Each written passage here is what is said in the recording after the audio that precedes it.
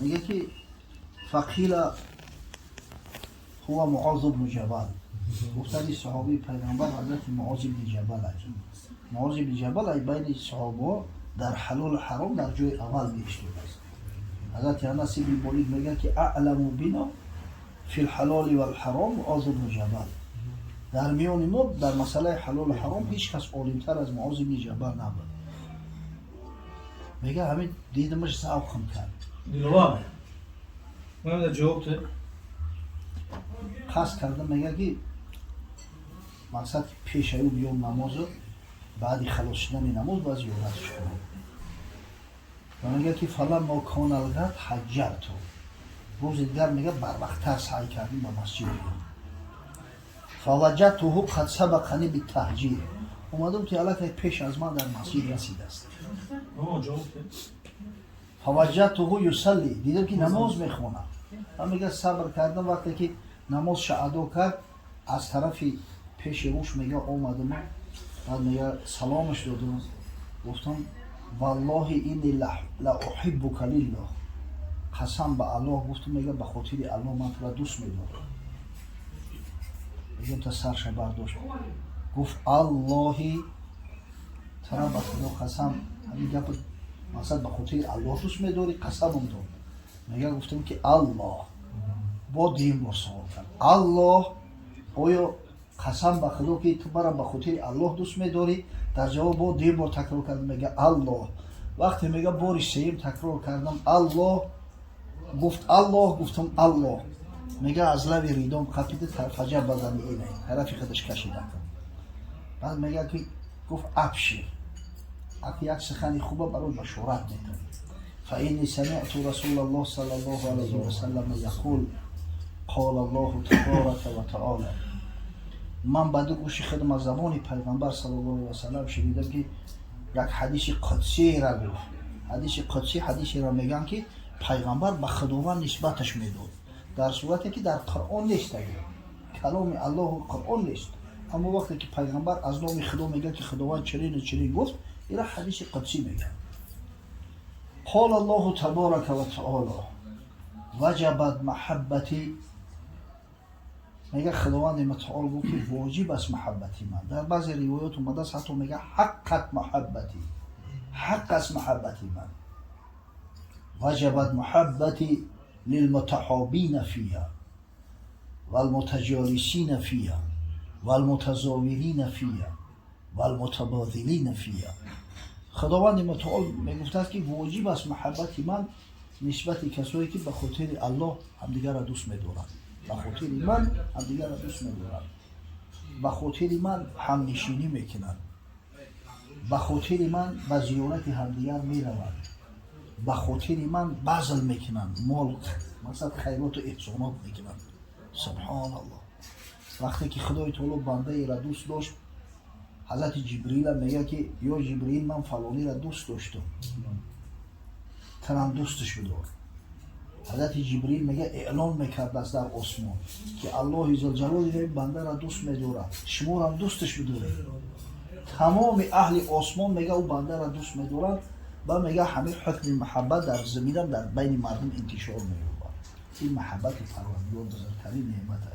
خشوع به حال بنده ای که معرکش به خاطر الله است، محفلش به خاطر الله است، دوستی و رفاقتش به خاطر الله است، نشست برخاستش به خاطر الله است. ان شاء الله کسی به خاطر الله کاری میکنه خداوند در کسب کارش برکت میده، او کار مداوم میگردونه. این را ببینه. این همین بابای حجی را دیدم یک چند روز پیشتر گفت که حدیث محفل دارم. اصلا قصدش نماز شام بود. یکی من گفتم که دوستی هفته دیگه من نمیتونم نمازهای شام بند هستیم. من همین نماز عصری که خوب کردم به خاطر اون که هم یه لحظه که بشینیم و دیگر یک صحبت که داشته باشیم. خداوند بزرگ فرزندشون وقت اقبال متعالی که خیلی کوری خیر است، خیلی نعمتی بزرگی خدا است که پروردگار دخترت بتو دخترت تعلیم و تربیت بده کلام کنی با آبرو و عزت خونه یا مسلمان آباد بگردونه. الله از این محبت بیشتر نمیشود، از این بیشتر نمیشود. پیغمبر خدا صلی الله علیه و سلم باری در حلقه اصحاب نشسته بود گفت هر کسی را که خدای تعالی دو دختر میده دو دختر به خاطر الله تربیت میکنه صاحب آداب و اخلاق میگردونه، بعدا به شوهر نکاح کرده و میته، فردا روز قیامت میگه 8 در جنت براش باز میکنن که ای بنده خدا یا عبدالله هذا خیر، این راه برای تو بهتره بدرو. یک شخصی از میان اصحاب یک دختر داشته است. گفت یا رسول الله یک دختر باشه چی؟ گفت در یک دخترم همین حکمه، عینا همین حکمه. انشالله این خیلی گپه، خیلی کاره.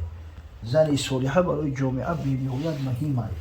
قسم به الله به حد نیاز داریم.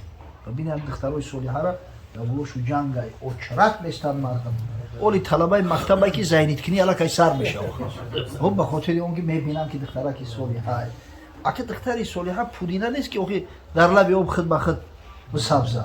دختری صالحه را پدری صالح، مادری صالحه تربیت میکنن، تعلیم میدن، آدابش میآموزونن و تعلیمش دوبش آموزوندن، انشالله برکت مییابد.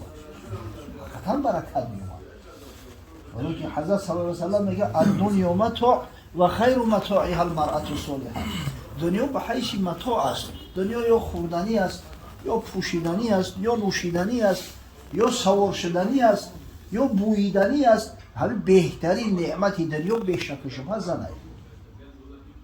زنی خوب و فرمانبری پارسا کند مردی درویش رو پادشاه. بیرو 5 نوبت بزن بردرت چه یاری موافق بود در بره. همین خدای تعالی اگر یار رفیق موافق داد، زنی صالحه داد، 5 نوبت برام سجده کرد در پیش پروردگار، شکرگزاری نعمت خدا را به جا بیار که از این دیگر نعمت بزرگتر نمیشود. کی را خانه آباد و هم خانه دوست، خدا را به رحمت نظر سوی اوست. همین کسی خانه آباد و هم خوبه خوب داره، همین رحمت پروردگار بالای او بنده غلطیدگی است. حقیقتا همین جنت مرد در همین دنیا زنی خوبه. همه روز اگر غم خری غم مدار، چه شب غمگسارت بود در کنار. سبحان الله. حتی ماهی مولود نبوی ای یک قصه کنیم اطراف هم زنی صالحه و هم با مولود رابطه داره انشالله. بعد انشالله حضرت ها هستن این ایشور قوری همیجا هسته با یک چیز هم زمان میکنن. یک مرد خدا خستی بیزنس میکنه و یک رفیق خوب داشته است، یک جوانی خیلی انسان خوبی، جوان مرد. نزدش میروه که برادر 1000 درهم قرضم بده من بیزنس کنم. برای بیزنس سر کردن پیروشت کپیتال در کارای کوخی. ولی میگه که تو ملکه نداری، تو امکانیت نداری. نشوه که همین به همه دیگه پولی گرفتگی دوستی ما با دشمنی ما بدل شوه و به هم دیگر نمیتونید بعد دیگه در آینده اومد رفت و خط شوه. نمیگه تا تاریخ ما عیان کنم و وقتی گفتگی ده من میارم پولا میتونم. او رفیقش هم میگه که قبول. اینم 1 سال بعد قرض حسنات میتونم بگیرم. همین 1 سال بعد در همین تاریخ همین روز میوریش. اینا میگیرم میروه همین دو آدم میگیم به همین کار تحریکش کردن. خون از سوختون میگیرن پولا که غیب میزنن، اینا میوین، پزم میوین. اینا میو کارایی که در همین پیش چشم ما میکنه هر روز و هر ساعت گم میشوم به همون پول دیگه. این میشتن بیچاره دیگه نه مال میارن نه پولا برگردون میارن. وقتی مهلت بود چی نیسته، بعد مجبور میشه بیچاره قرضگویی میروه که پیش هم رفیقم ده خجالت زدن نشم که 1000 درهم کی قرضت بده. هر قدر که میگرده نمیآورد. بعد همین شب شیده است که پگه باید قرضی اومده که بده. خونه میگردن کشکج. اما زنش بسیار زنی صالحه بوده است. دید گفت مادر جان گفت چی غم داری؟ چی مصیبت است؟ تو زنه گیرم پگه پولی اومده که من نه برام نتم همین قد دوست دارم. اینم دوستی و رابطه‌ام با ایران قد میشه. حیران شدم که چیکار کنم.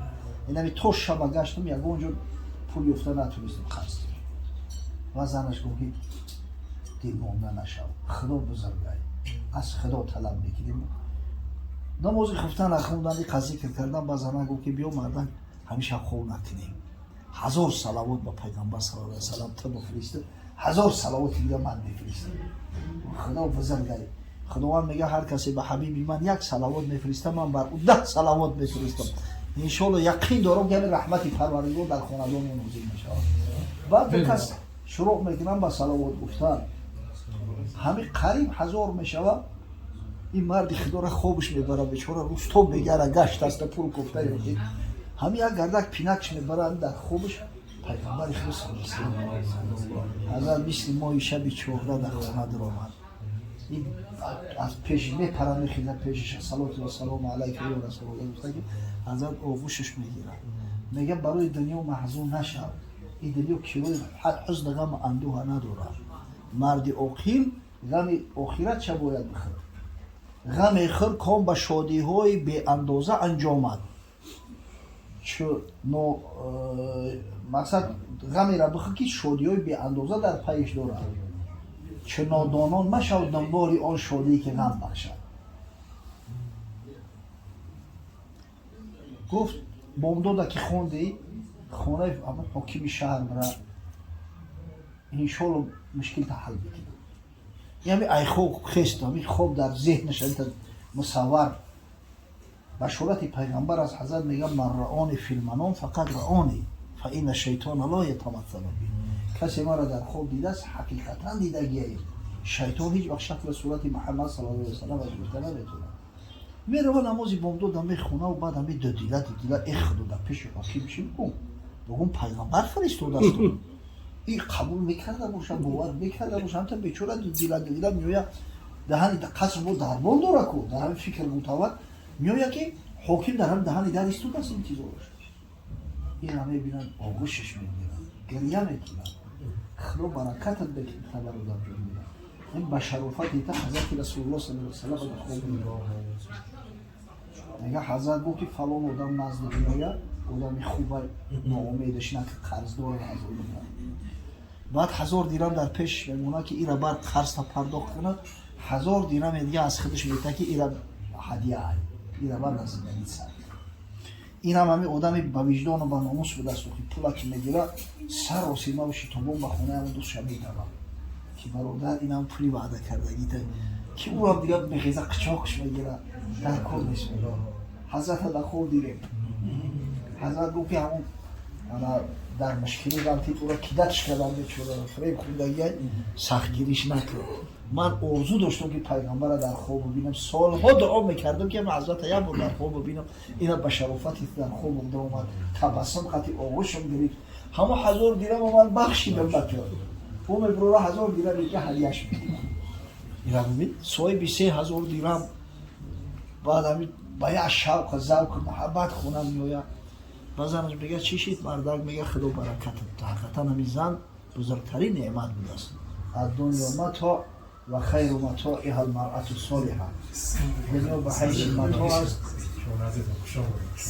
و بزرگترین نعمت این دنیا و بزرگترین متاع این دنیا زن صالحه است خدا برکتت تا به همون راهنمایی که خدای تعالی هم مشکل ای خونم رفع کرده هم صاحب مال و ثروت میکرد